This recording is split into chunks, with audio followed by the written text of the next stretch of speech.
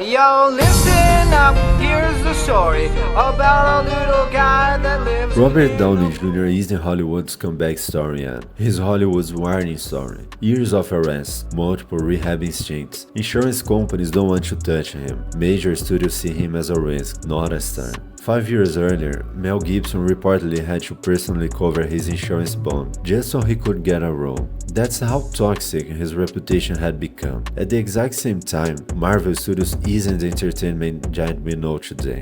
It's a relatively unknown company betting its future on a B-list superhero most people have never heard of, Iron Man. So imagine the situation. A struggling studio, a washed-up actor, a superhero nobody believes can carry blockbuster, and somehow, that's the combination that changed Hollywood forever. Marvel offers Downey the lead role. Now here's where the real story begins. Because Downey doesn't negotiate like an employee, he negotiates like an investor. Instead of pushing for the biggest guaranteed paycheck possible, he accepts a base salary of roughly $500,000 and secures a share of the film's upside through back-end participation.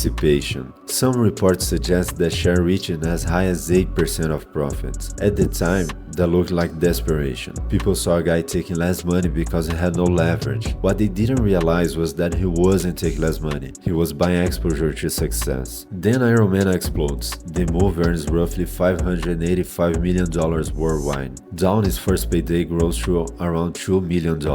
But that's not the important part. The important part is that the structure is now in place. Because when success compounds, ownership compounds with it. 4 years later, The Avengers becomes one of the biggest films ever made. A base salary around $10 million reportedly turns into a payday north of $50 million, thanks to back-end participation. One movie, over $50 million.